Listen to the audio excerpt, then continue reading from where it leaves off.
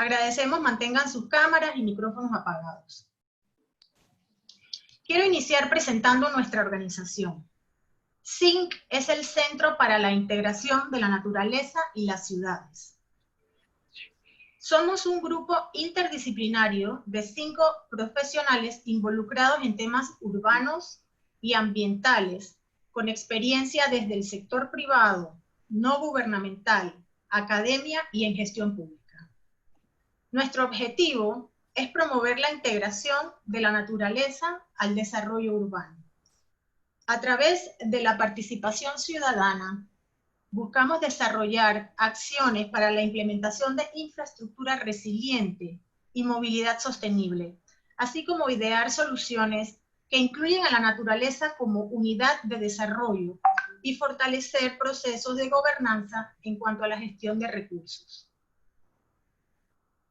Entendemos también la necesidad de comunicar y concientizar a la población sobre la importancia de promover las mejores prácticas para la gestión integrada del territorio en pro de los objetivos de desarrollo sostenible. En la actualidad, la pandemia nos presenta la oportunidad única de repensar la manera en que nos relacionamos con la ciudad. Con esta conversación queremos exponer los retos y oportunidades que tenemos para desarrollar una ciudad integrada, próspera y saludable. Esperamos que este primer webinar sea el inicio de una profunda y sostenida reflexión sobre cómo podemos lograr una ciudad que brinde mejor calidad de vida a sus habitantes. Veamos un corto video.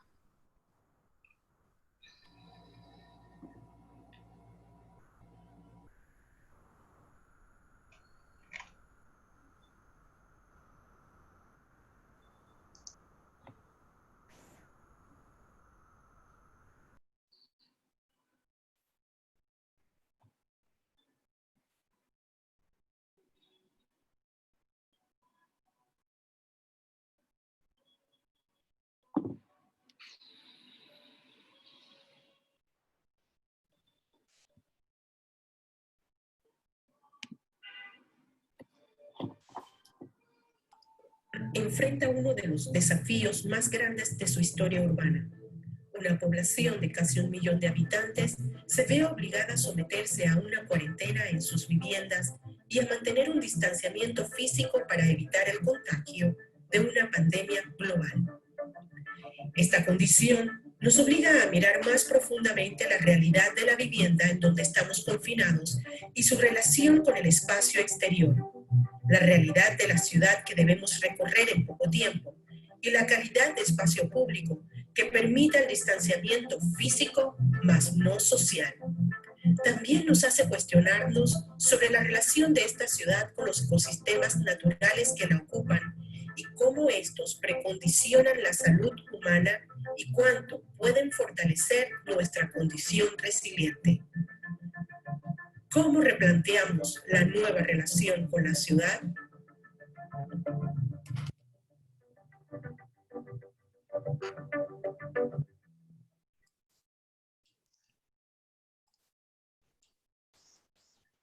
Bueno, y ahora pasamos a las presentaciones. Todos nuestros expositores tienen una larga y rica trayectoria profesional, que por motivos de tiempo no podemos presentar aquí. Pueden buscar sus perfiles en LinkedIn si alguien desea tener más información. Como 6º país más desigual del mundo, la crisis del COVID ha dejado en evidencia grandes carencias en nuestro país. La desigualdad económica, social y sanitaria están impactando negativamente cualquier estrategia para controlar el contagio. Nuestro primer expositor es Manuel Trute, arquitecto y urbanista. Manuel hará una reflexión sobre los aspectos de inequidad urbana revelados por la pandemia desde el punto de vista de las dimensiones del desarrollo sostenible. Manuel, recuerda encender tu cámara y micrófono y adelante. Bienvenidos a todos, muchas gracias por el tiempo dedicado a estar con nosotros. Gracias, Mónica, por el pase. Efectivamente, me toca empezar con una reflexión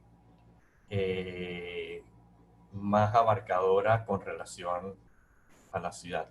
Para eso voy a compartirles mi pantalla. Ahí está. Ponerla en modo de presentación.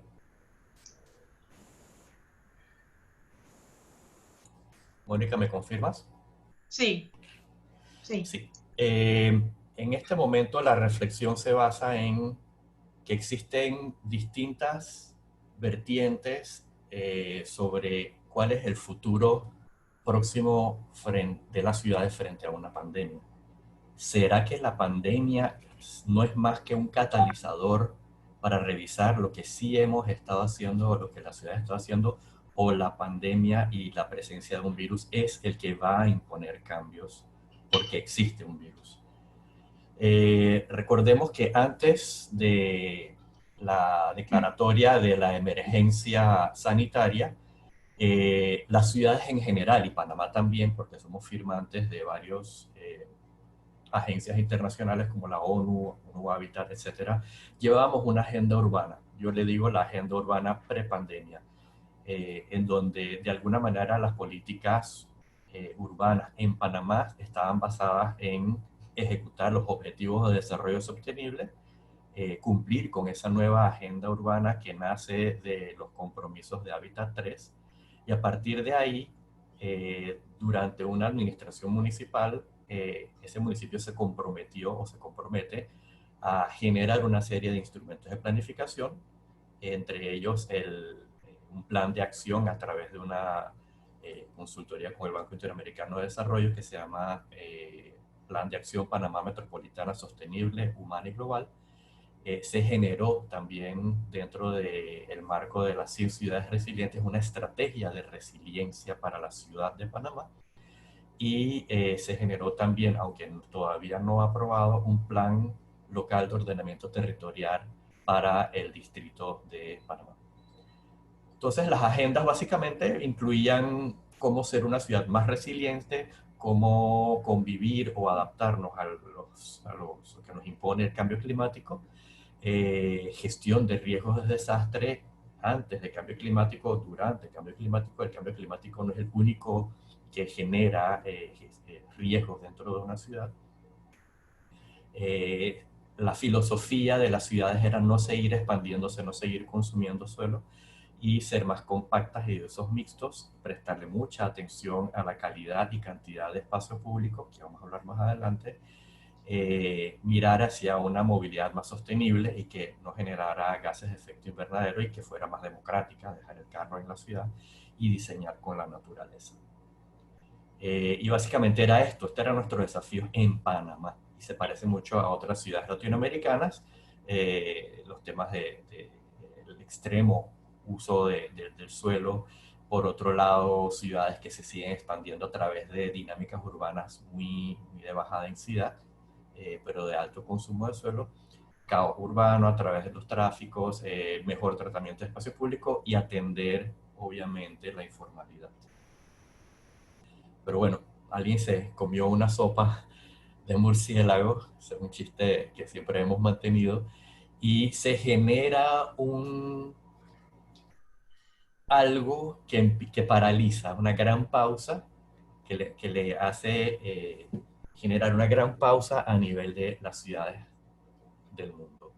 Y vaciamos las ciudades porque hay un virus que nos afecta a todos.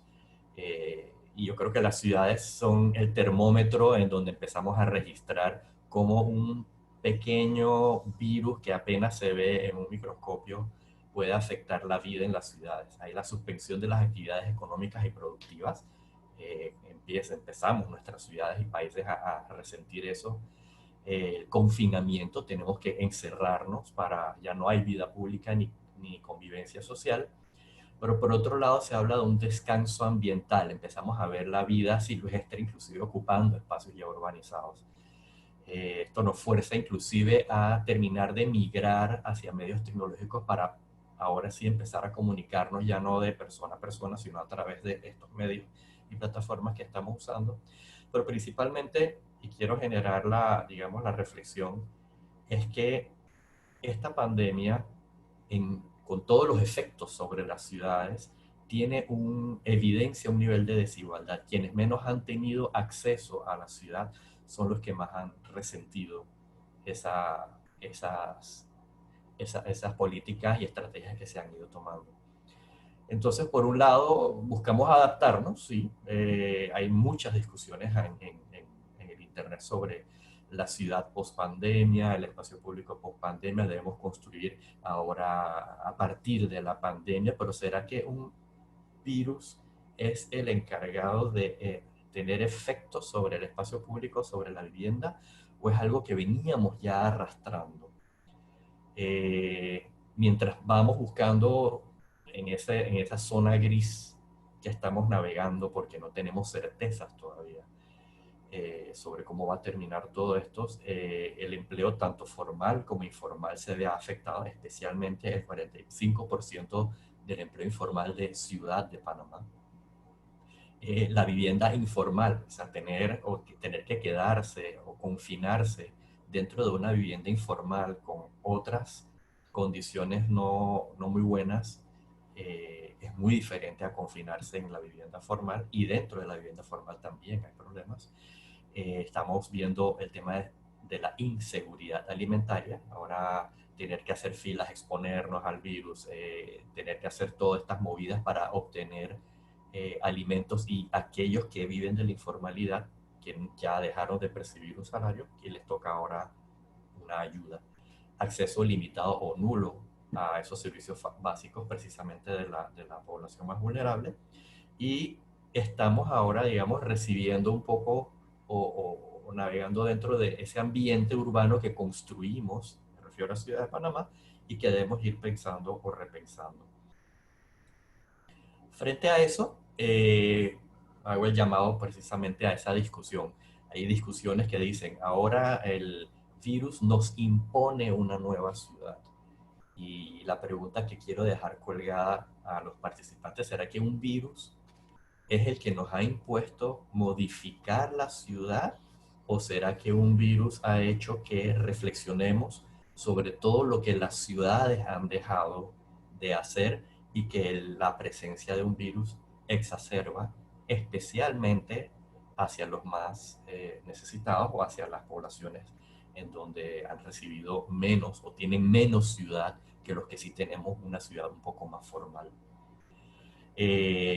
Además, para dejarlo a título de reflexión, ¿será que Wuhan, que es donde nace el virus y se empieza a regar, si hubiera tenido las condiciones que tuvo hace 10 años o hace 20 años, cuando China empieza a regenerarse, a invertir en sus ciudades, empieza a eliminar todos estos barrios informales, y como ven en las imágenes de la derecha, empieza a formalizar, empieza a terminar de construir las ciudades? ¿Sería lo que tendríamos que hacer más que pensar que un virus es el que nos impone esto? ¿Será que Wuhan, en las condiciones de la izquierda, hubiera tenido impactos muchísimo más negativos, muchísimo más fuertes, si no hubieran tenido la ciudad que tienen a la derecha, y es a la que pareciera que todos apuntamos a terminar de hacer esa ciudad? Entonces quiero dejar dos escenarios como reflexión, y que luego los expositores que vengan van a ir también usando como telón de fondo.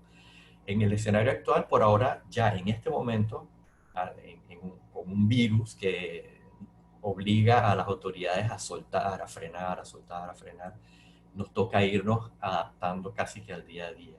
Soltar poco a poco para ver cómo se reactiva una economía y cómo con nuevas normas sanitarias convivimos mientras pasa algo que no estamos claros. Mientras seguimos viviendo con la incertidumbre y mientras que pareciera que sale o no una vacuna.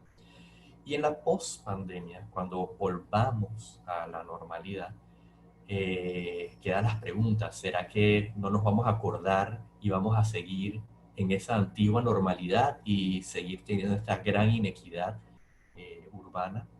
¿O será que toca, que el virus nos ha enseñado a que tenemos que acelerar esas agendas urbanas que les mostraba al inicio, esos compromisos, para terminar de hacer una ciudad sostenible desde el punto de vista ambiental, social y económico, y generar esos instrumentos, o terminar de generar esos instrumentos para terminar de hacer ciudad?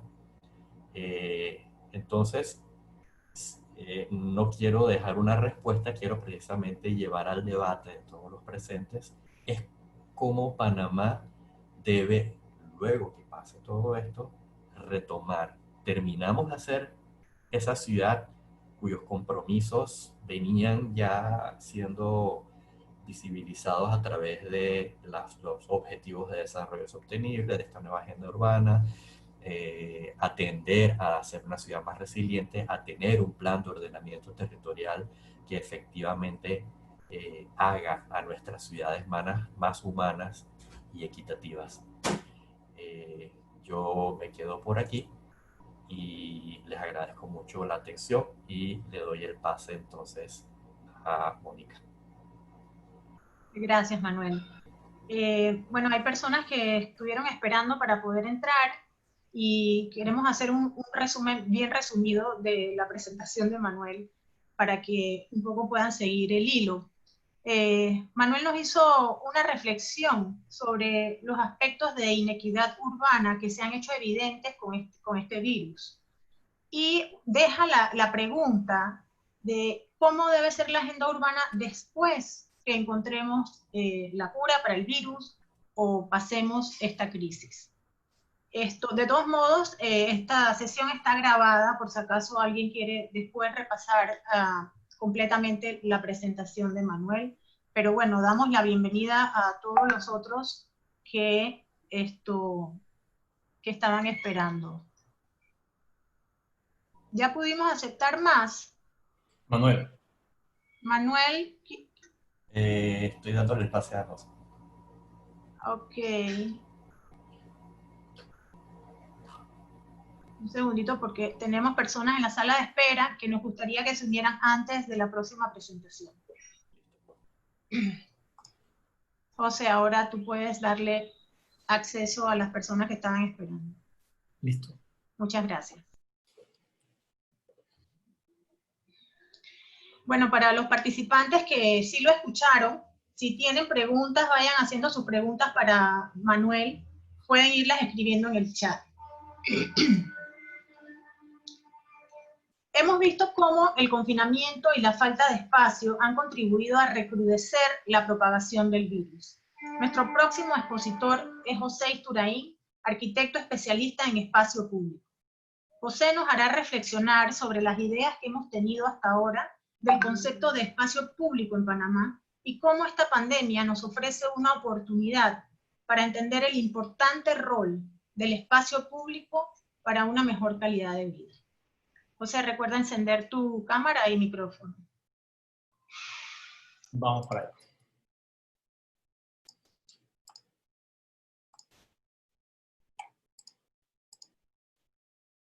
¿Se ve bien?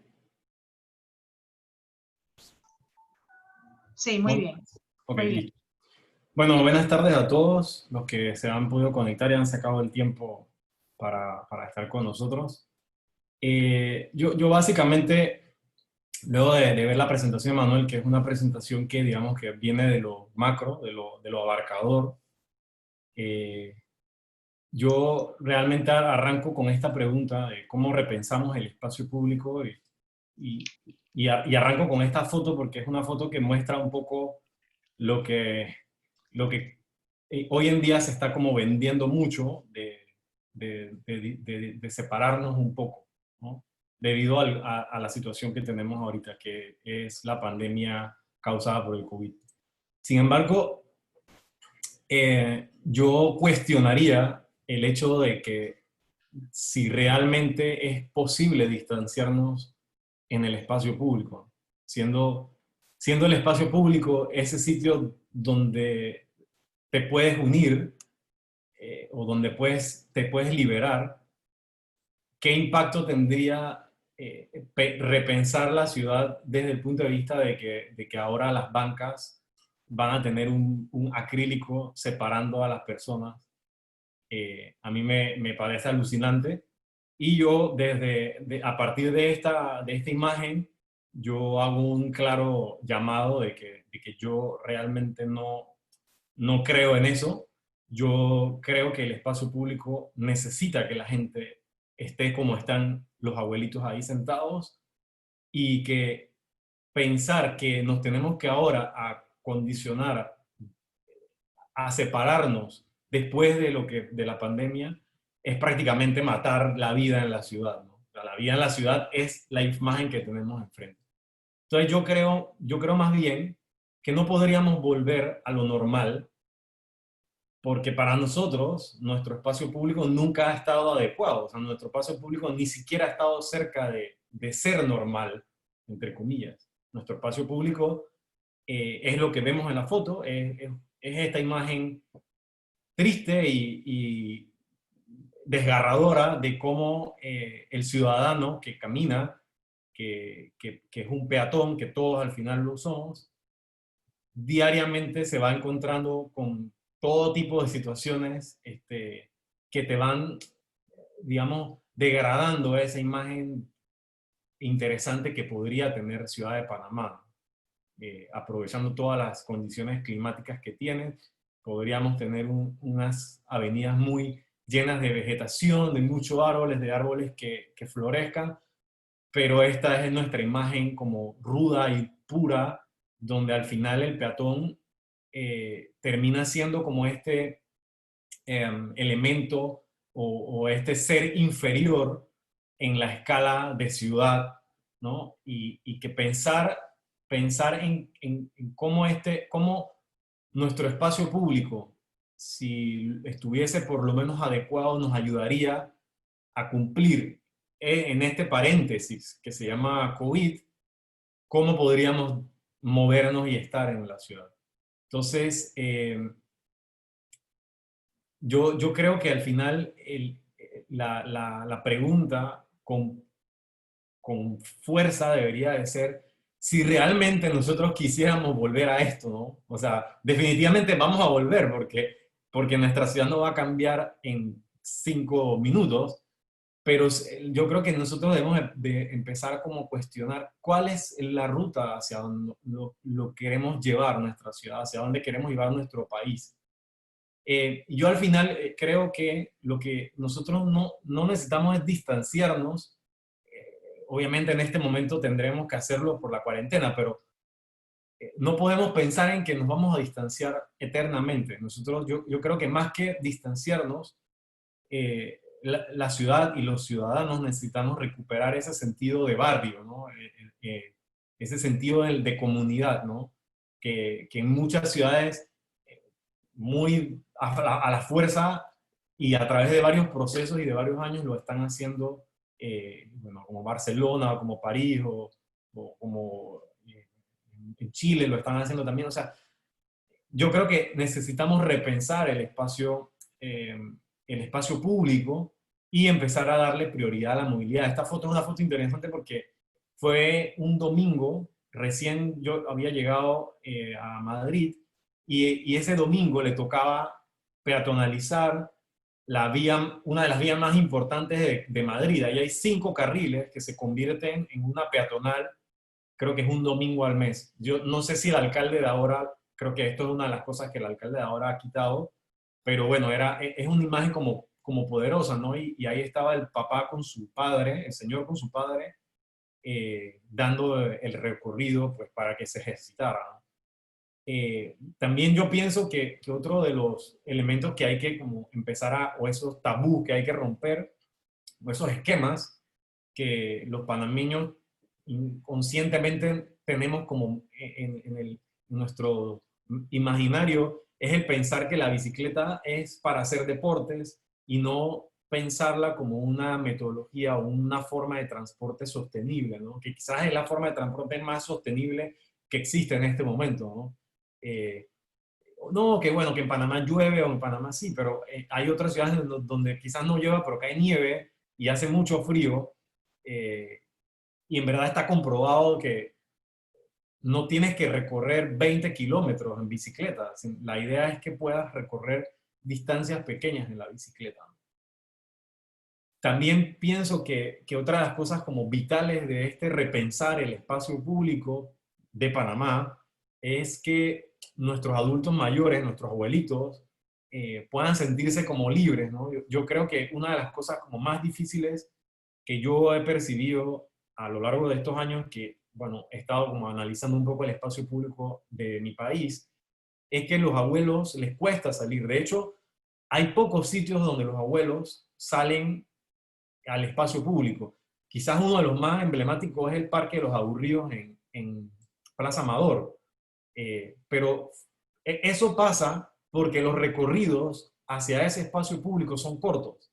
Porque si ese parque no estuviese cerca de donde viven, no pudiesen hacer esa actividad. Entonces yo creo que lo que nos toca es como analizar cómo logramos entender cómo funciona nuestra ciudad para mejorar el espacio público. Y principalmente eso, porque a veces nuestros abuelos, una de las cosas que siempre los hace sentir como más tristes es que no se sienten útiles para la sociedad, porque la sociedad los va como marginando. Incluso ya nuestros padres, cuando tienen cierta edad que empiezan a jubilarse, ya casi nadie los quiere contratar porque la competencia, me explico. Entonces yo creo que esta imagen, por ejemplo, fue una imagen que tomé en Japón, en la ciudad de Kitakyushu, y esta era un grupo de señoras, mamás, la mayoría eran de la tercera edad, que se reunían los domingos a barrer.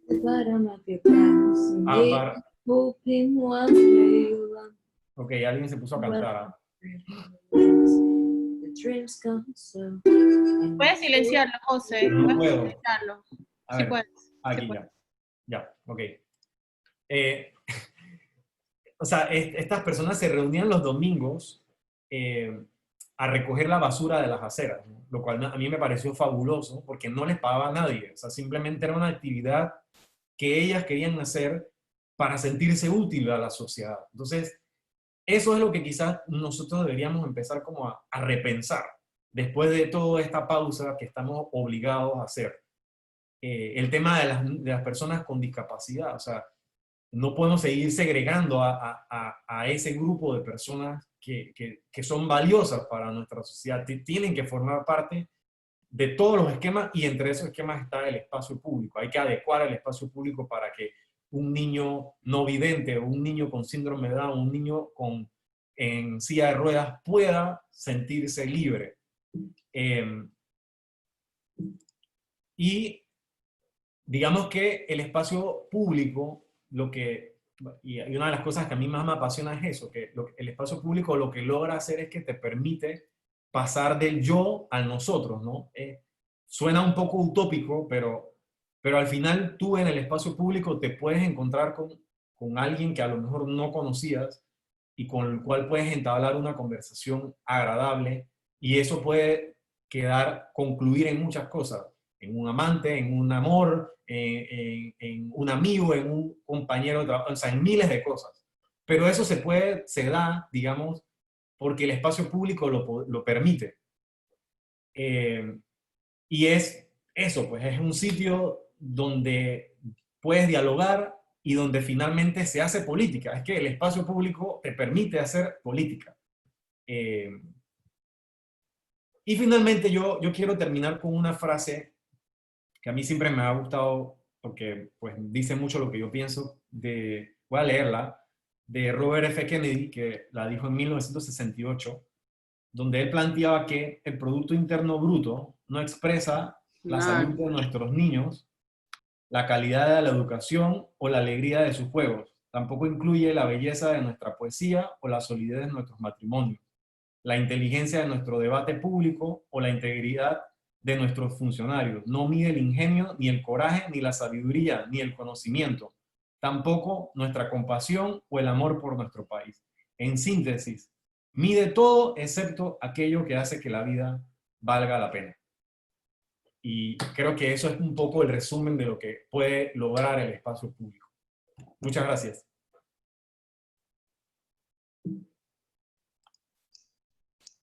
Gracias, José.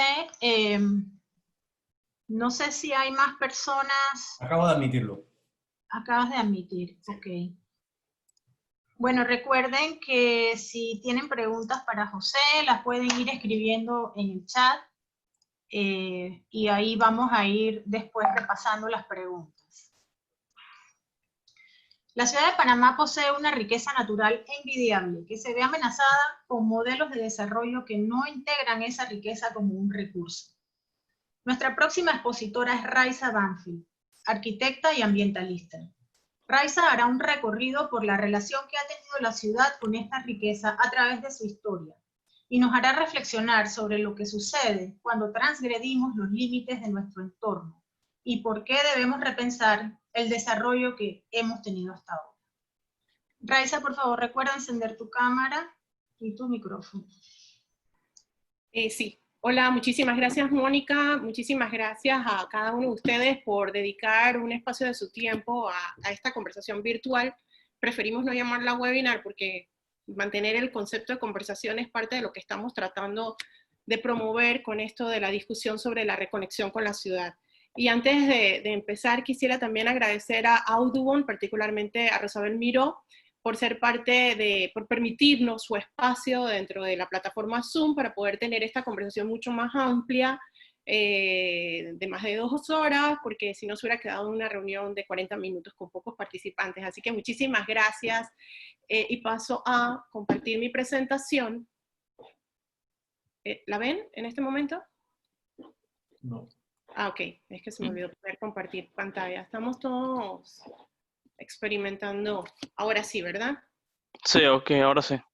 Listo, perfecto. Agradezco entonces mantener silenciado el micrófono. Ok, dentro de este planteamiento que nos hacemos de si nos reconectamos con la ciudad, tenemos que entender qué ciudad somos. Porque nosotros no somos Barcelona, nosotros no somos París, nosotros no somos Medellín. Nosotros somos Ciudad de Panamá, que tiene unas características muy, muy particulares, y para entender esa reconexión tenemos que entender el origen de la desconexión también, como yo lo quiero plantear en esta conversación, ¿no? Eso. Un poco quiero por eso explorar con ustedes nuestra identidad, cómo somos, cómo éramos, cuando nos desconectamos, cómo vivimos y sufrimos la ciudad, y cómo podemos reconectarnos, qué pasos siguen ante eso. Ante todo, cada vez que escuchamos hablar del biomuseo, escuchamos esta historia maravillosa de que hace 3 millones de años este istmo surge del mar y conecta la biodiversidad del continente, permitiendo una serie de cambios que incluso permitió la vida humana en Europa, a raíz de las corrientes marinas que se climatizaron para permitir la vida. Entonces, Panamá ha sido un puente de conexión, no desde que tenemos canal, sino desde que nacimos como istmo. Primero biodiversamente y luego con toda la historia que ustedes ya saben. Somos uno de los 26 puntos de biodiversidad más importantes del planeta Tierra. Tenemos 15 de las 17 especies de manglares que existen en Centroamérica y 5 de ellas protegidas a nivel internacional. Tenemos una cantidad de bosques importantísimos para la biodiversidad, como es el bosque del Darién, el Parque Nacional Darién, que es el tercero más importante después del Amazonas, y los bosques de la Unión de Guatemala y México, entre otras cosas importantísimas. Cuando surgimos como ciudad, fundadas como ciudad hace 500 años, realmente los accidentes geográficos, las condiciones naturales eran un límite. O sea, el mar era un límite. Los cerros que rodeaban el mar, entre esos el más importante para nuestro referente, el Cerro Ancón, toda esa cordillera que rodeaba de poca altura, si lo comparamos con el resto de Centroamérica, era un límite. Los manglares eran un límite. Así que nosotros fuimos una ciudad amurallada dentro de esas condiciones, después de habernos mudado de Panamá Viejo al sitio que hoy conocemos como el Casco Antiguo, San Felipe, y ahí crecimos, y ahí nos desarrollamos por más de 400 años, prácticamente intramuros. Todo lo demás era selva, eran manglares, luego fueron fincas de descanso de las personas que podían. ¿Y qué pasó? Simplemente rompimos los muros, salimos de la ciudad y nos convertimos en la ciudad que ven abajo, ¿no? Esa ciudad que sale de intramuro y va ganando altura, pero a la vez va conquistando espacio natural.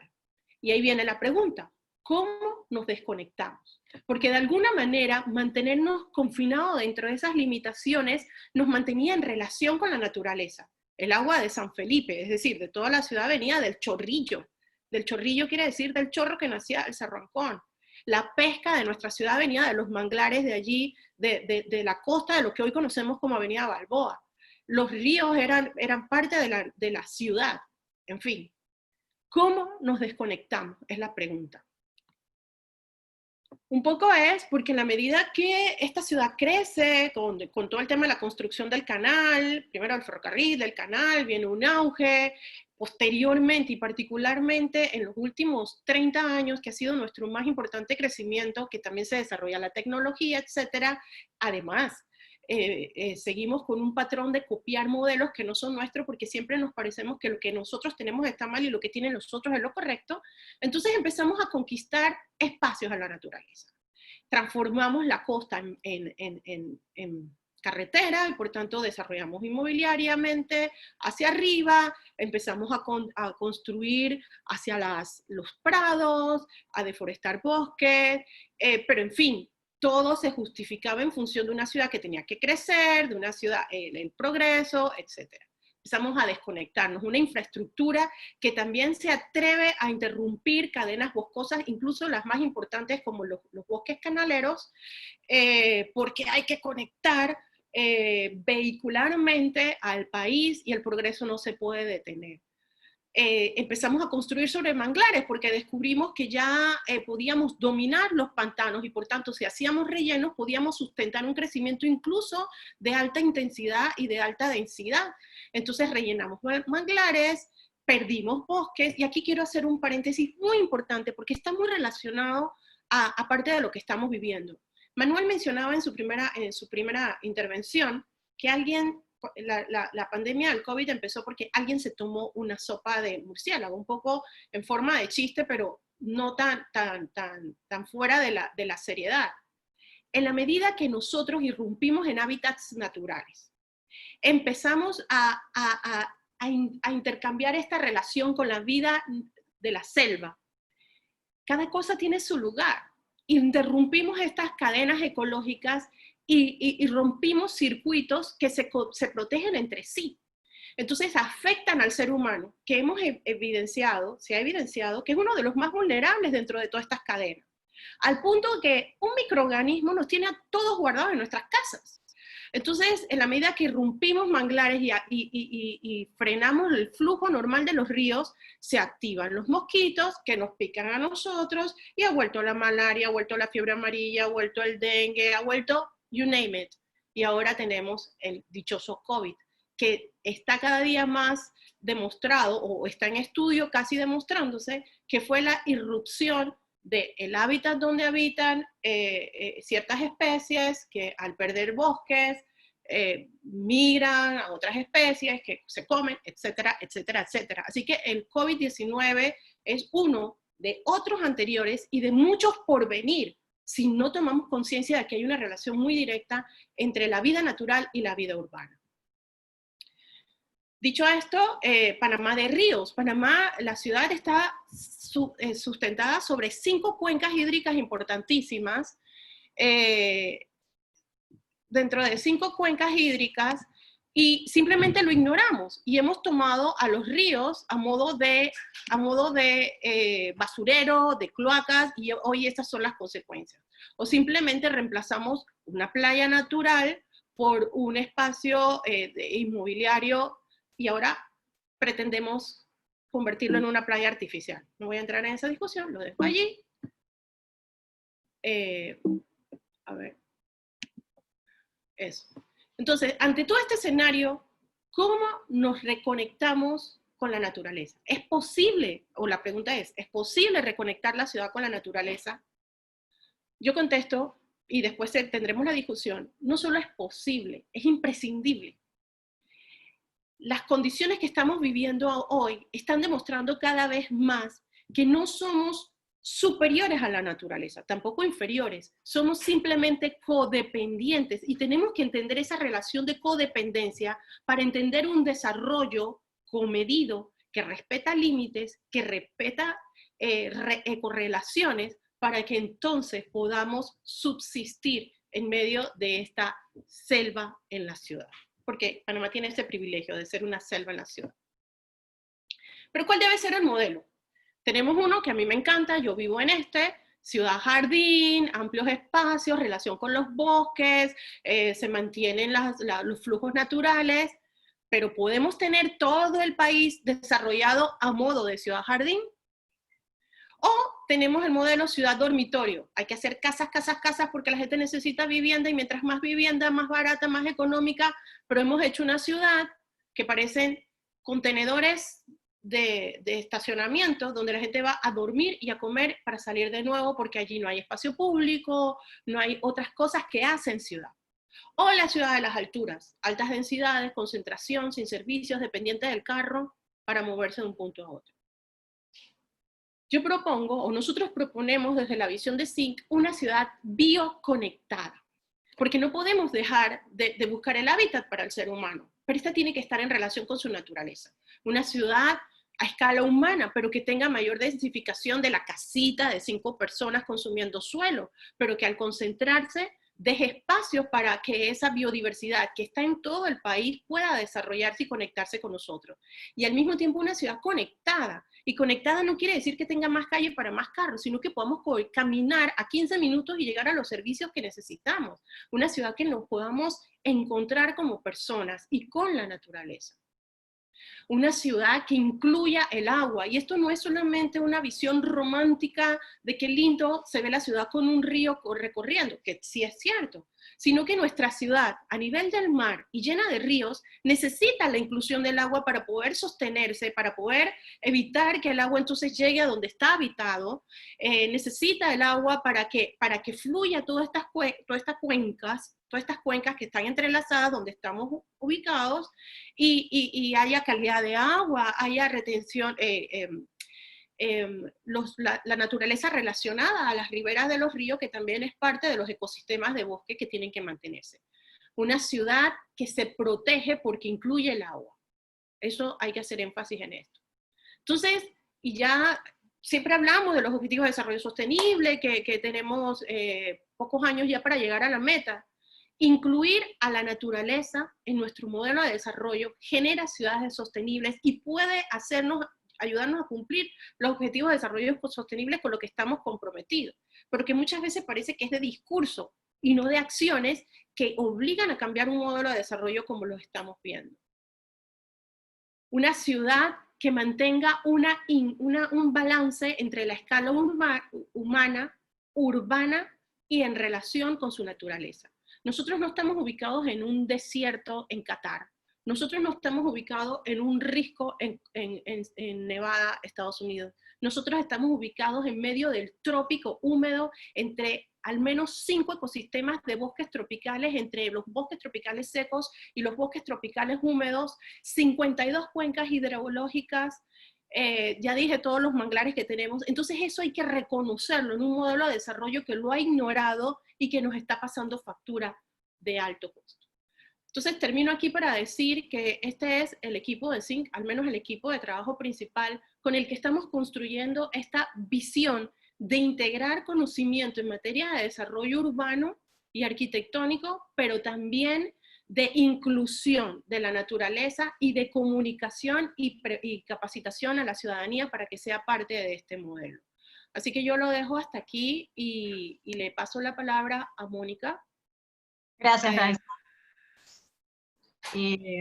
Recuerden, a los que tengan preguntas para Raiza o para los expositores anteriores, la pueden ir escribiendo en el chat. Vamos entonces a iniciar con las preguntas y las respuestas y podemos empezar con la pregunta de José Sosa, que pienso yo que va dirigida a José Isturain, pero los otros pueden aportar. Dice José, en París se está pensando la estrategia La ciudad de los 15 minutos. ¿Sería buen esquema para Panamá?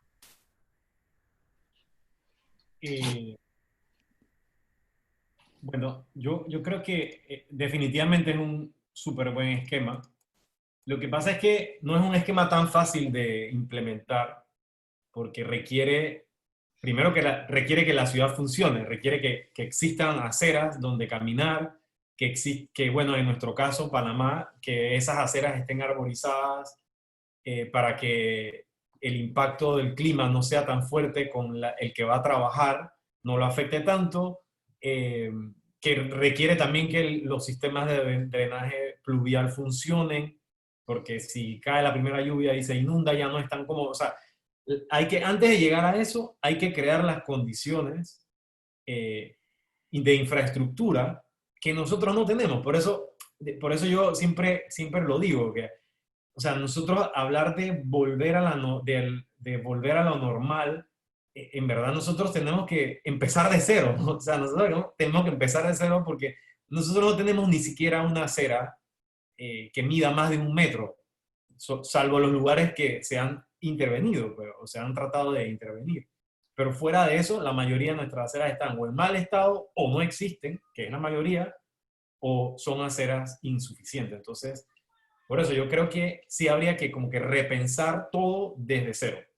Definitivamente, la ciudad de los 15 minutos funcionaría si logramos que todos estos elementos estén también funcionando. José, y si podemos soñar un poquito y pensar que pudiéramos tener esa ciudad de 15 minutos, ¿nos podrías plantear los beneficios? O sea, ¿cómo funcionaría para el beneficio de las otras personas que quizás no conozcan el modelo? Bueno, el modelo de la ciudad de 15 minutos es que te puedas desplazar de tu casa al trabajo en menos de 15 minutos. O sea que eso significa que eso parte de la idea de hacer no la ciudad descentralizada, sino multicentral. O sea, que sean muchos centros. Y eso te permitiría que, o obliga a que cada 15 minutos, o sea, a un radio de, creo que son un radio como de 1 kilómetro, puedas tener tu escuela, el trabajo, la hospital o la clínica, el gimnasio, o sea, todos los elementos que necesita el ser humano para vivir. Y eso se replica en todos los multicentros. Es complicado porque obviamente Panamá no está pensado para eso. Por eso yo digo que para poder lograr eso tendríamos como que empezar desde la infraestructura. Un sitio donde podríamos hacer eso sería Caledonia, por ejemplo. Porque Caledonia tiene una buena trama urbana, tiene un buen trazado, está todo cuadriculado, tiene espacio todavía para que se revitalicen algunas zonas. O sea, yo creo que es un sitio interesante para actuar. Sí, yo quería complementarte, Mónica, y la pregunta que hace José Sosa es interesante porque obliga a un cambio de paradigma de ciudad y obliga a un cambio en la legislación que permite hacer la ciudad que tenemos en este momento, que es la que no nos permite la ciudad de los 15 minutos. Si yo hago una urbanización absolutamente llena de casas sin ningún tipo de equipamiento, no tengo a dónde ir. Tengo que tomar el carro para ir a hacer algo fuera de ese contexto.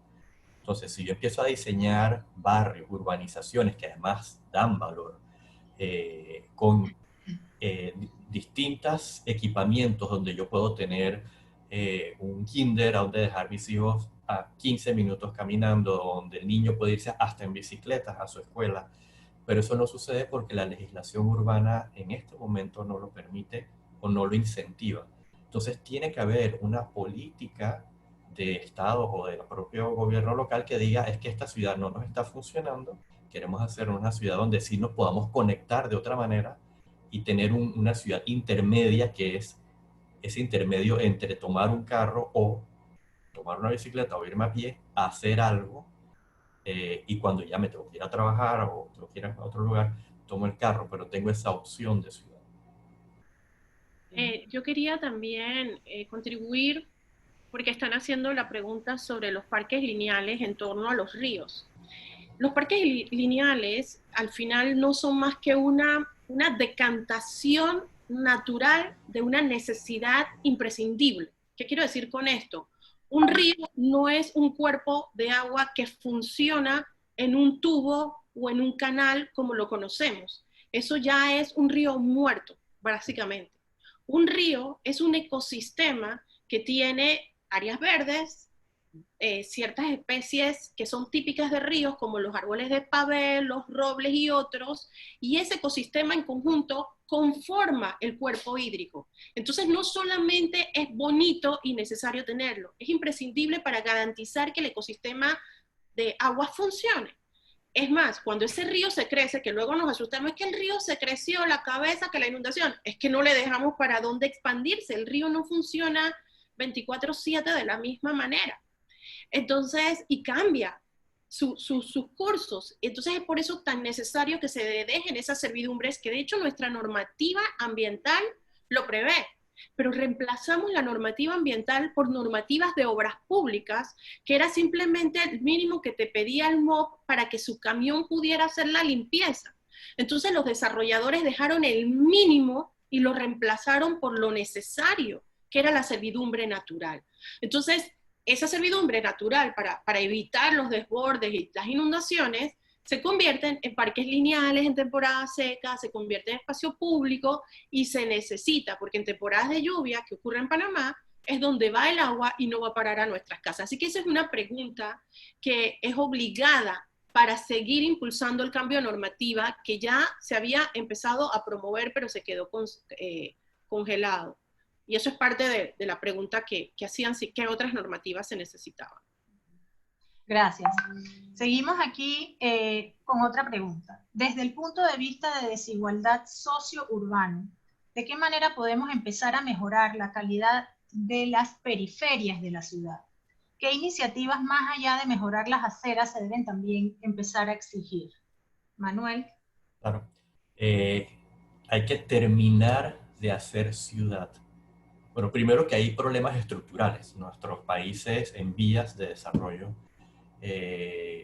tenemos economías muy desiguales. Somos muy prósperos, en el caso de Panamá, tenemos un Producto Interno Bruto interesante, pero eso no está llegándole a todo el mundo. Entonces, desde el momento en que ese recurso hace falta, quien tiene menos acceso a una serie de cosas, salud, educación, etcétera, que es ahí donde el Estado y donde los gobiernos deben suplir esa desventaja.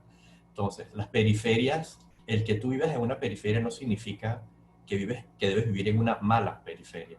Debes vivir en una periferia que tenga lo suficiente, en que la ciudad formal llegue. La periferia, hay distintas situaciones. Tenemos la periferia formal y la periferia informal. Hay gente viviendo en urbanizaciones formales, lejos del centro, y hay gente ocupando de manera informal el suelo.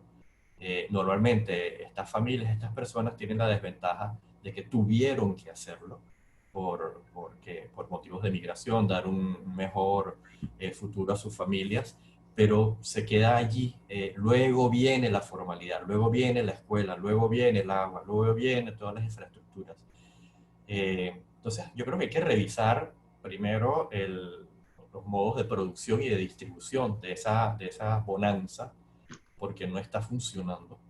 Y por otro lado, en la medida de lo posible, ser más equitativos, ser una ciudad que ofrece más oportunidades, estando tanto en el centro como en la periferia. La periferia debe ser una periferia planificada, debe ser una periferia que se programa. O sea, las ciudades van a seguir creciendo, no se debe seguir desparramando. Y deben ser programadas esas inversiones en cuanto a infraestructura, mucho más allá efectivamente del espacio público. Lo que no deberíamos tener es la informalidad. Eso es lo primero. En el escenario ideal no debería haber una informalidad que necesita ocupar un espacio no programado dentro de una ciudad, no necesita invadir. En la medida que nosotros vamos resolviendo esas inequidades, nosotros le vamos bajando el volumen a la invasión, a la periferia informal, y luego ir efectivamente programando esas inversiones. Yo quisiera añadir, y también para sumar a las preguntas que están haciendo, sobre todo que si se sumarían otras ciudades, y que por ejemplo que David tiene el PIMUS, y cómo compartimos esta información con la gente. Una de las razones por las que nosotros nos unimos y creamos SYNC es por nuestra, en cierto sentido, vehemencia de compartir el conocimiento adquirido en el proceso que llevamos adelante en la ejecución de estos planes de desarrollo y de implementación. Vimos que no solo era bueno, sino que era necesario por todo lo que decía José, por lo que ha estado diciendo Manuel, y todo lo que nos falta hacer en materia ambiental. Pero obviamente los periodos políticos son muy cortos, esto necesita procesos muy largos y sobre todo, como pregunta David, de mucho entendimiento ciudadano para que sea el ciudadano que pida.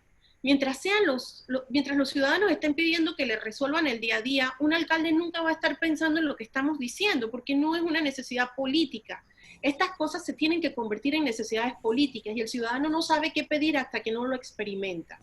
Entonces, este ejercicio sí, hay que llevarlo cada vez más para que la gente sepa cómo pedir ciudad y que no estemos gastando la plata en parquecitos o en luminarias o en canchitas porque necesitamos articular la ciudad.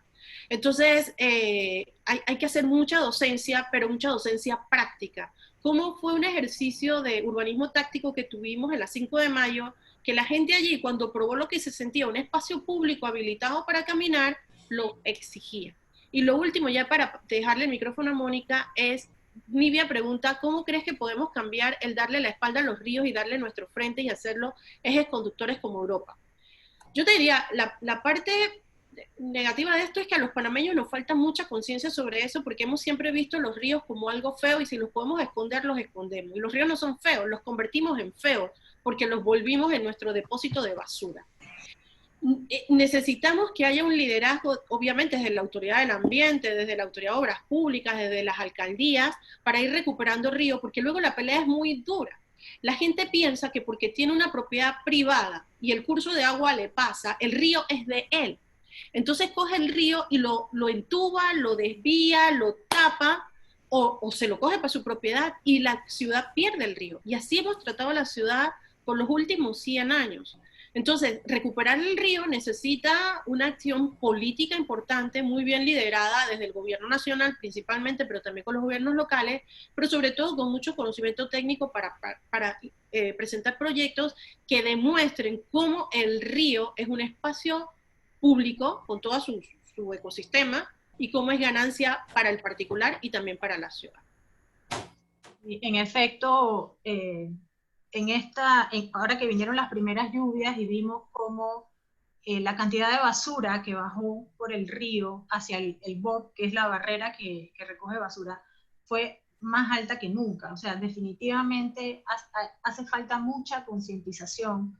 No solamente podemos poner barreras, la gente tiene que entender, como tú dices, la importancia del río y dejar de echar su basura en el río. Bueno, acá no sé si alguien quiere agregar algo más. Manuel, José, o tengo... Yo tengo aquí, interesante, David Ríos, cómo podemos concienciar o cómo la ciudadanía puede decirle al político la ciudad que quiere. Yo creo que los procesos han sido interesantes, los procesos de planificación en general, de la planificación del territorio con participación, son procesos en dos vías. Primero, a la ciudadanía que empieza a construir un lenguaje y a entender cuáles son los mecanismos e instrumentos oficiales o los que se necesitan, y es el mejor termómetro que le dice al político qué es lo que no tiene la ciudad, que le gustaría tener. Y por otro lado, institucionalmente se ha tenido que ir construyendo un discurso de qué es la planificación urbana, qué es el ordenamiento territorial, porque no se entendía, estaba todo en papel, estaba en un plan metropolitano, estaba en el plan Ley 21, etcétera, pero no tenían un papá o una mamá que bajaran eso a la operativización de eso que estaba escrito. Entonces el desafío que tiene el político y que está exigiendo a la ciudadanía es que operativice eso. Primero que lo involucren en el proceso de construcción de esa visión de futuro. ¿Qué ciudad quiero? Y que ya va mucho más allá que si el perrito me ensucia el jardín, que no sé qué, sino ya es una ciudad, me veo como un ciudadano de un terreno, de una tierra o un territorio muchísimo más integrador, en donde no solamente estoy yo, sino hay inequidad, hay todo el tema de movilidad, hay. Entonces, en la medida en que nosotros construimos dentro de nosotros mismos y nos hacemos partícipes desde tanto la ciudadanía como desde el político que ya empieza a entender cuál es su rol dentro de la construcción y la articulación de la ciudad. Cuando hacíamos los talleres, la gente nos decía, bueno, cuando ustedes se vayan, bueno, sí, es la ciudadanía la que debe quedar empoderada para exigir al siguiente candidato qué político quiere que le ayude a resolver su ciudad y yo voto por ese político y le exijo a ese político. Pero para eso tiene que haber canales de comunicación permanentes durante esa administración. O sea, yo no voto y me voy para la casa. Yo, el político o la administración debe y tiene el deber de construir los canales de comunicación, abrirlos para que yo pueda, como político, dar fe de lo que estoy haciendo, de lo que te prometí. Entonces, en ese momento es mi termómetro donde la ciudadanía me dice, pero es que tú me dijiste que me ibas a hacer esto, que la ciudad tenía que tener esto otro, o que íbamos a planificarla juntos. Y voté y me cerraste las puertas, ya no te veo más. O no me permites entrar al mundo que administra la ciudad. Y eso es muy importante. Yo creo que es un proceso desde ambos lados. Hoy día tenemos una ciudadanía mucho más empoderada que antes y una ciudadanía con conocimiento sobre el ordenamiento territorial y la planificación urbana muchísimo más desarrollado que antes. Pero no estamos teniendo la respuesta del otro lado, donde estamos, pero comunícate conmigo, ábreme ese canal de comunicación. Entonces yo creo que hay que exigir que esos canales de comunicación efectivamente se desobstruyan. Ok, gracias, Manuel. Aquí tengo una pregunta de Pedro Martínez para José. Dice, al proponer como medio de transporte la bicicleta, ¿cómo se debería implementar las vías para dicho medio? Porque nuestras calles y nuestra cultura no está familiarizada con este tipo de medio alternativo. Por ejemplo, ¿se puede acondicionar las estaciones del metro para ciclistas? Gracias por la pregunta. Sí, en efecto, o sea, definitivamente para poder implementar el uso de la bicicleta, el primer paso es empezar a hacer los pilotos, ¿no? Porque si no medimos, digamos, cómo podríamos hacer que funcione la red maestra de bicicletas de la ciudad si no empezamos como a medir. Entonces, yo creo que el primer paso sería ese, o sea, que nuestras autoridades, o sea, nuestra autoridad local actual, empiece ese proceso de ver cómo podemos empezar a estudiar estas nuevas mecánicas. Definitivamente, las estaciones del metro se pueden habilitar perfectamente, o sea, eso no es una complicación, incluso las calles. O sea, yo soy partidario de que las ciclovías, las bicicletas deben ir en la calle, no deben ir en las aceras, y esa es una discusión que tuvimos muchísimo, pero yo, por ejemplo, hubiésemos puesto la ciclovía en la vía España, pero imagínense si poniéndola en la acera, el escándalo que se ha formado, ahora imagínense si le decimos a la autoridad de tránsito que le vamos a quitar un carril para poner una ciclovía, o que vamos a quitar un carril para poner un carril exclusivo de buses. O sea, lo que pasa es que nosotros tenemos una concepción de que la calle es para el carro y punto, y eso es lo que hay que empezar a derribar, y yo no estoy diciendo que desaparezca, para nada. Recuerdo que cuando estuvimos haciendo el proyecto de Vía España, tuvimos la reunión con los comerciantes, dueños de las propiedades de Vía España, y obviamente para ellos era difícil entender que esos estacionamientos que estaban en la servidumbre pública, que ahora ya no eran estacionamientos, sino que iban a ser acera, ellos los estaban perdiendo, pero que tú no puedes perder algo que no es tuyo. O sea, tú no puedes exigir sobre algo que no era tuyo. Tú lo has usado, perfecto, pero no era tuyo. Entonces yo creo que, y si tú me preguntas a mí, lo ideal hubiese sido llevarme todos esos estacionamientos y convertir todo eso en un espacio peatonal, público, arborizado, pero bueno, ese es un proceso. Puede ser que en 10 años la Vía España se revitalice y ya no se necesite tener los carros estacionados frente al comercio y entonces podamos volver a convertir eso en un espacio mucho más agradable, peatonal, porque al final tener carros estacionados frente a tu comercio no te ayuda a vender. Entonces, definitivamente la bicicleta debe, o sea, y lo digo en mayúscula cerrada, en negrita, debe de formar parte de las nuevas discusiones y de las nuevas agendas de no solo este alcalde, sino de los alcaldes de toda la ciudad. De hecho, en las ciudades del interior, la mayoría de la gente se mueve en bicicleta. O sea, la mayoría de la gente se mueve en bicicleta. Las autoridades construyen una calle, no le construyen la acera y tampoco le hacen la bicicleta. Vamos, o sea, es que es un poco de sentido común también lo que habría que trastocar ahí pues, las personas que toman las decisiones, ¿no? Yo quisiera añadir también, porque alguien mencionaba sobre los planes y tal. Panamá tiene una cantidad de planes maravillosos. Aquí se han hecho consultorías enormes, multilaterales. Realmente hay mucho avance en documentación. Hay un gap muy grande entre lo que se produce en documentación y planificación y lo que se ejecuta. ¿Qué está en ese gap? ¿Qué es lo que impide que lo que se planificó ocurra? Una ciudadanía indiferente que no se interesa porque piensa, dije, al final van a hacer lo que le da la gana, ¿para qué me meto? Unos intereses económicos muy claritos de qué es lo que quieren, que el status quo se mantenga para seguir lucrando hasta la última pulgada cuadrada de un espacio que era público, pero que al privatizarlo es para mí. Y el ciudadano que no exige, entonces como que no tiene nada que decir. Entonces yo creo que en ese gap lo importante es pasar de ser habitantes de la ciudad a ser ciudadanos, que son dos cosas muy distintas. Habitar, yo llego a mi casa, duermo, como, me paro, voy a trabajar y regreso.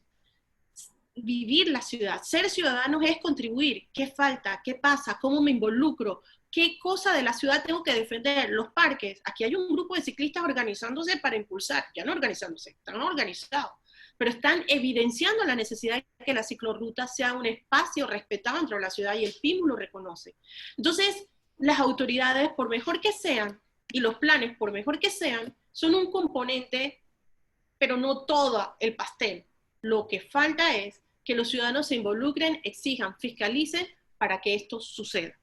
Y eso es parte de lo que nos hace falta para pasar al siguiente nivel, sobre todo en este post-pandemia. Ok, gracias.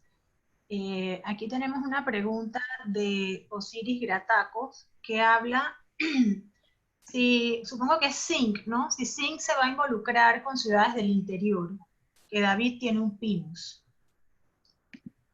Sí, la pregunta es sí. De hecho, hemos estado yendo a Chiriquí en varias ocasiones, ya hemos hablado con la Cámara el Centro de Competitividad de Chiriquí, hemos hablado con algunos representantes, todavía no con el alcalde David, pero para nosotros es muy natural trabajar con Chiriquí precisamente porque son muy, tal vez por la lejanía, ya tienen mucha descentralización, tal vez empírica un poco, pero en ejecución. Entonces, y también tienen muchas cosas sucediendo, pero está sucediendo dispersa. Tierras Altas desarrollándose temas turísticos, David Centro esparramándose como ciudad de Panamá, las costas también un poco con la presión del desarrollo turístico. Entonces, ¿cómo articulamos todo eso? Que además es un punto logístico importante, la provincia.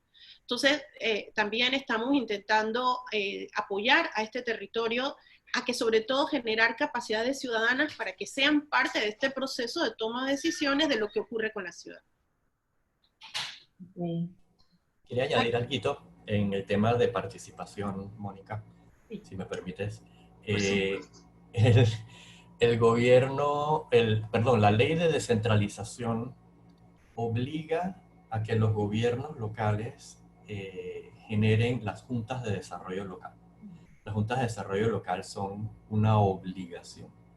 Y las juntas de desarrollo local, dentro de la ley de descentralización, son el ente que aglomera a las comunidades para comunicarse precisamente con su gobierno local y llevar no solamente la veeduría, o sea, que le den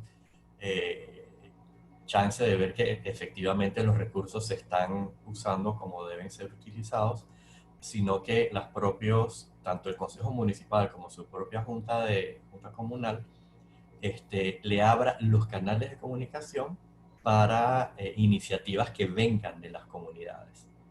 Entonces, la invitación aquí a todos los que están viendo y que corren la voz es exigir precisamente a sus representantes de corregimiento que conformen esas juntas de desarrollo local tal como lo dice la ley, porque esa es tu conexión que está faltando entre la cabeza y la comunidad de una manera organizada, de una manera institucionalizada.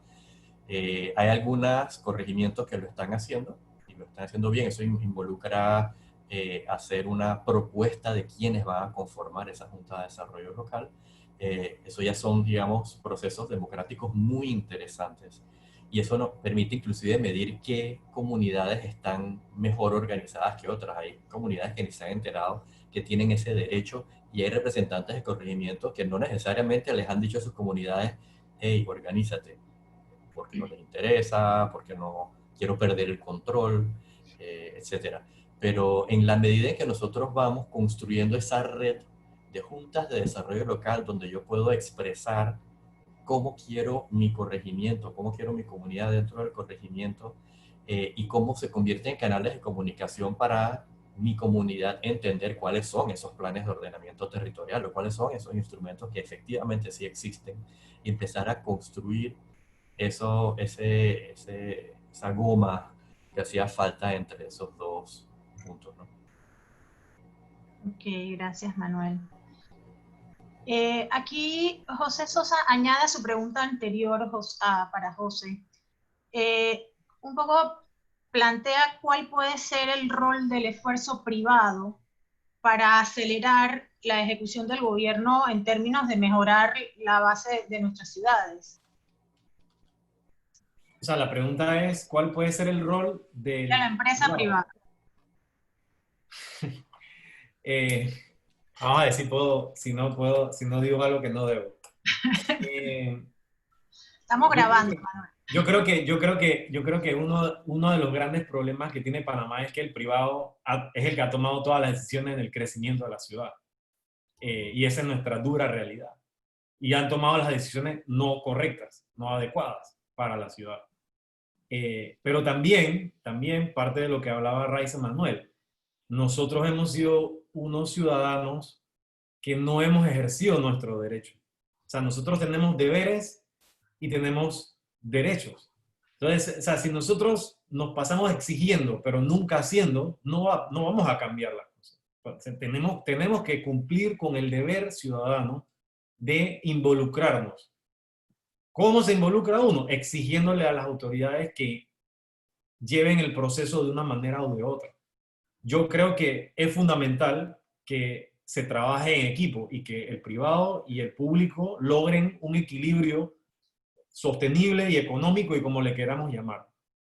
Pero no puede ser posible que todo vaya de un lado de la balanza hacia el privado y que lo público siempre sea lo más malo y que entonces siempre el privado sea el que se beneficie, porque entonces no funciona y es el resultado que tenemos de ciudad. Es que para mí es imperdonable que Panamá, siendo una de las economías más pujantes de la región, no tenga aceras con árboles. O sea, es que es como inverosímil entender eso, que es algo como tan básico. Entonces yo creo que definitivamente el privado juega un papel importante, pero el público juega también su papel importante. Y si ellos no están en equilibrio, no va a funcionar nada. Yo creo que en el caso, por ejemplo, del tema de la bicicleta, definitivamente es importante que el privado se involucre, pero tiene que venir del público, tiene que venir del gobierno local, tiene que venir de la ciudadanía esa exigencia, para que empiece entonces el proceso a andar, porque si viene solo de lo público, digo de lo privado, obviamente el privado va a ver cómo beneficiarse él y ya está. Entonces eso es como que lo que hay que tratar de entender. O sea, yo realmente, trabajar solo 5 años en la palestra pública te plantea los grandes retos que es trabajar desde lo público y tratar de hacerlo bien. Es bien complejo, entonces requieres que el privado también se monte contigo a empujar esa rueda, ¿no? No es tan sencillo como se ve desde afuera, cuando uno está afuera criticando con el dedo, es más complicado de lo que parece. Entonces yo creo que si no nos unimos todos, no vamos a estar jalando uno para cada lado y pues el resultado es lo que tenemos hoy, no solo Ciudad de Panamá, como dijo Raiza, la mayoría de las ciudades del interior replican el modelo de Panamá erróneo. Entonces, o sea, es triste, pero bueno, es motivador porque hay mucha gente que quiere aportar, ¿no? Sí. Yo quisiera añadir y sumar ahí a una pregunta de Juan David sobre las plusvalías y luego también sumar algo que había preguntado Osiris sobre San Miguelito. y el estudio. Primero decir que cuando hicimos el estudio para Ciudad de Panamá, incluimos San Miguelito, La Chorrera y Arraiján, porque son parte del área metropolitana, estamos conectados. Y tratamos de trabajar con los alcaldes, pero como decía antes, los tiempos políticos son muy cortos, podía haber intención, pero hay que generar las estructuras, las capacidades técnicas y sobre todo la voluntad ciudadana para que esto ocurra. Así que estamos en un proceso muy en pañales. Una de las faltas más grandes es que los municipios no tienen plata y la plata de la descentralización no lo cubre todo. Entonces es ahí donde entra el tema de plusvalías y valorización. Esas palabras parecen como palabras sucias cuando hablamos de ciudad y desarrollo. O sea, hablar de plusvalía es como que, ¿cómo me vas a cobrar si yo pago impuestos? Pero es que la plusvalía no es un impuesto. La plusvalía es el valor que adquiere tu propiedad sin haber hecho absolutamente nada, pero por todo lo que ocurre en el entorno. Entonces tú tenías un lote ahí en medio de la nada, pero de repente hay una calle, hay luminarias, hay comercio, hay servicios, ahora tu lote vale, está bien ubicado. ¿Y quién hizo eso? ¿Tú? ¿Tú hiciste algo? No. Pero entonces tu lote que costó $500 hace 50 años, ahora cuesta $1.000.000. Entonces toda la diferencia cuando tú lo vendes es para ti. Y es ahí donde la ciudad se queda sin ese valor que necesita, porque si ahora tu lote que cuesta $1.000.000 cabe un edificio, la ciudad te tiene que poner servicios para que tu edificio funcione. ¿Y con qué lo va a poner? Entonces, mientras los ciudadanos no entendamos que tenemos no solo un derecho de ciudad, tenemos un deber con la ciudad, porque todo lo que demandamos, de alguna manera la ciudad lo tiene que construir.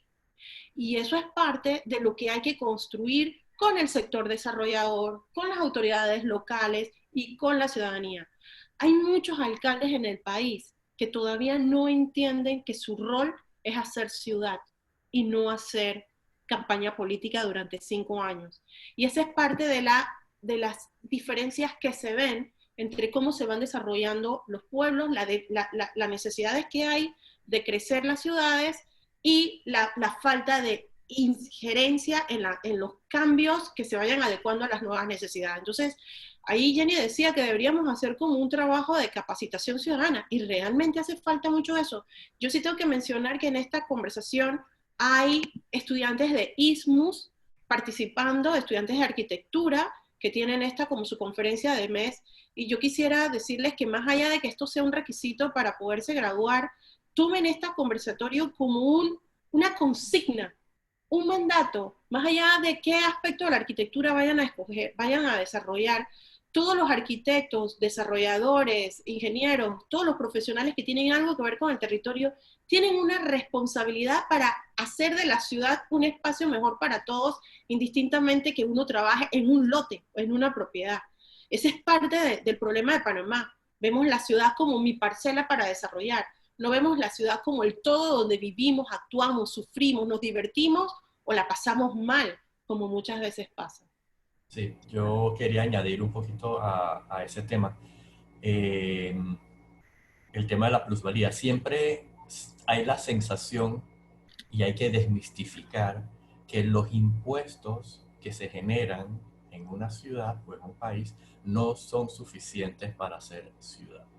O sea, eso que te cobran impuestos, que la gente reclama, es que yo pago mis impuestos y deberían de ahí hacer o deshacer, no alcanzan en ninguna ciudad. Las ciudades tienen que hacer cuentas creativas a través, por ejemplo, del tema de captura de plusvalías. Eso lo hacen todas las ciudades y lo hacen basado en una función social de la propiedad privada. Por lo menos en el sistema capitalista en el cual vivimos todos nosotros funciona así. Tu propiedad privada tiene un sentido ante la colectividad. Tú no haces lo que te da la gana dentro de tu propiedad privada. El Estado, a través de sus instrumentos, dice cuál es la mejor combinación en el uso y ocupación de la tierra para que no hagas algo que no debes o que sea incompatible con tu vecino. Entonces, eso está en la Constitución panameña, pero esa discusión no la hemos tenido. ¿Qué significa la función social de la propiedad privada? No significa que tú cedes un pedazo de tu terreno para hacer un kinder o para la calle. Significa que lo que tú insertes ahí tiene que tener compatibilidad y lógica dentro del todo, y en este caso el todo es la ciudad. De ahí la captura de la plusvalía.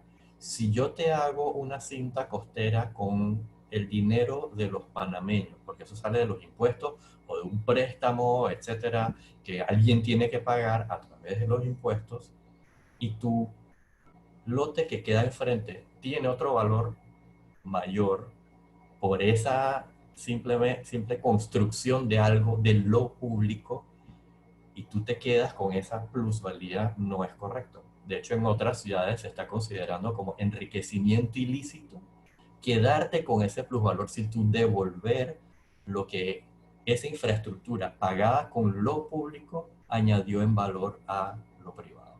Entonces esas cuentas Panamá no las tiene muy claras y no las ha aprendido a hacer todavía, y es una discusión que el hacer ciudad trae y hay que llevarla a la palestra pública. Así es, y creo que es por ambos lados. Yo creo que la ciudadanía juega un rol súper importante y tiene que empezar a entender lo que es ser ciudadano, como tú decías, Raiza. Es una responsabilidad grande. Sí, Mónica, si tú me permites, como hay alguien que tal vez entró tarde y no sabe qué es SYNC, si José, como tiene la presentación sin tener que compartirla, nos echa un poco el cuento de quiénes somos y qué hacemos, qué buscamos, para luego yo contestar lo de los humedales, que es una pregunta muy importante, si te parece, Mónica. Sí, aquí hay un par de preguntas antes y nuestra amiga Lidia Mestre de Valencia quiere saber, que lo podemos contestar dentro de este marco, ¿qué planes tiene SYNC para llegar a la ciudadanía en general? Entonces déjame... José, voy a contar qué hacemos. Sí, si quieres tomarlo... ¿Tú querías...? No, adelante, adelante.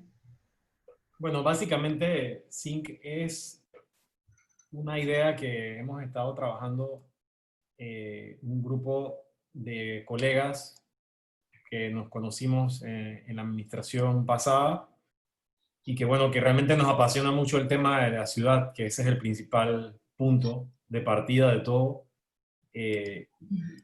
Y obviamente decidimos crear este centro como un sitio, como una plataforma, pues para lograr integrar todo lo que es naturaleza con la ciudad, porque al final yo creo que uno de los grandes problemas que se tiene en Ciudad de Panamá y en muchas partes del mundo es que no se entiende la importancia de tener esto en equilibrio, ¿no? De buscar el balance entre hacer ciudad y respetar el medio ambiente.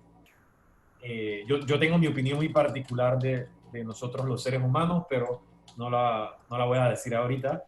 Y tenemos cuatro pilares importantes, que son los pilares que hemos como desarrollado y hacia donde queremos ir. El primero es el tema de la participación ciudadana.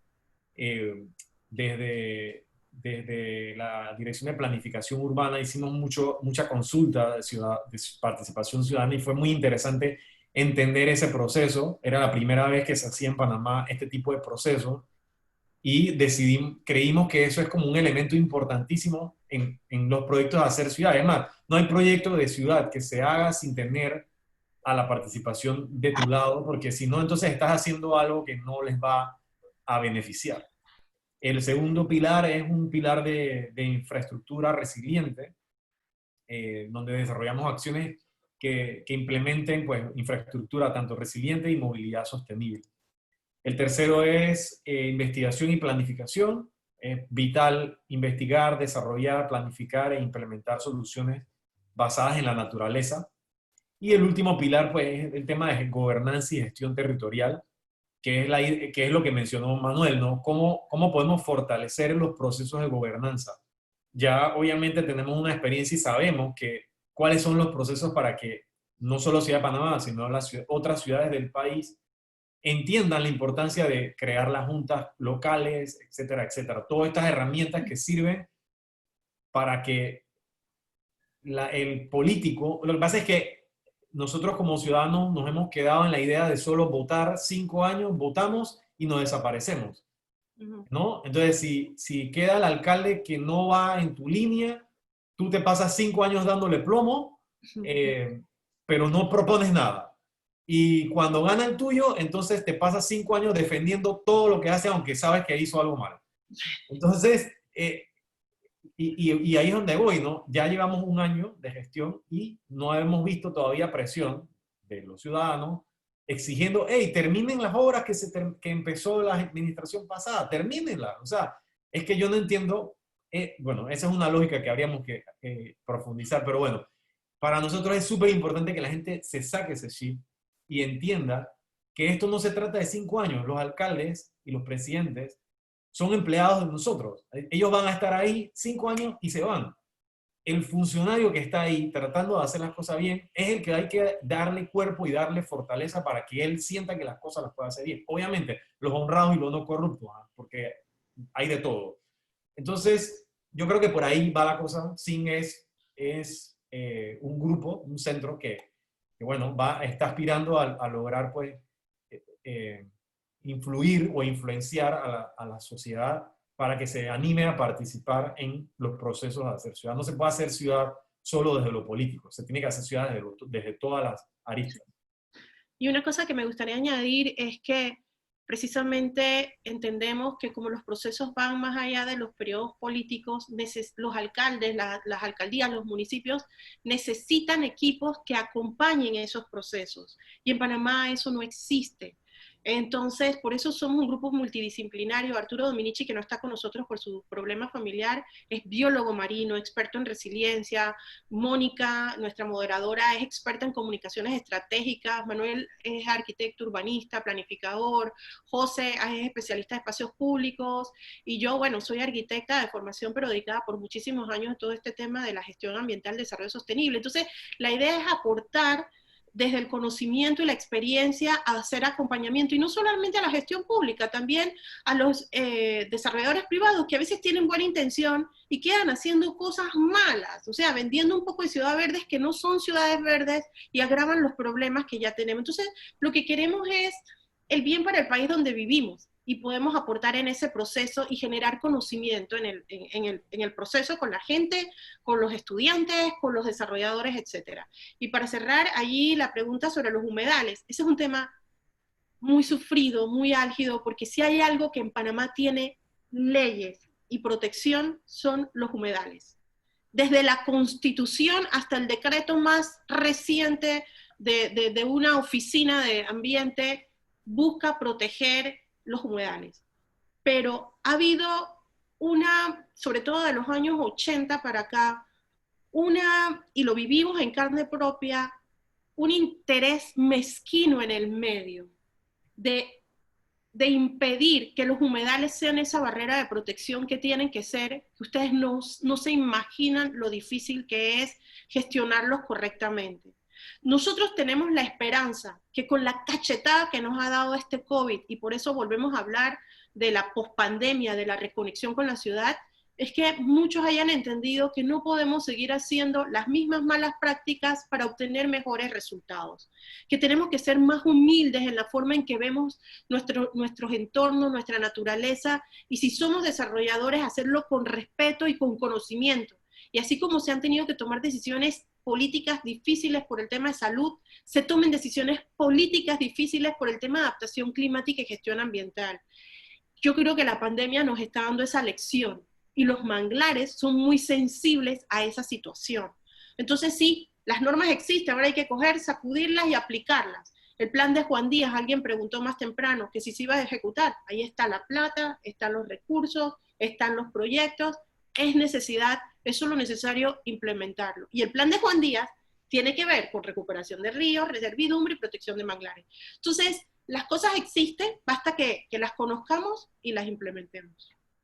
Ok, gracias. Yo creo, Raiza, que con ese comentario podemos cerrar.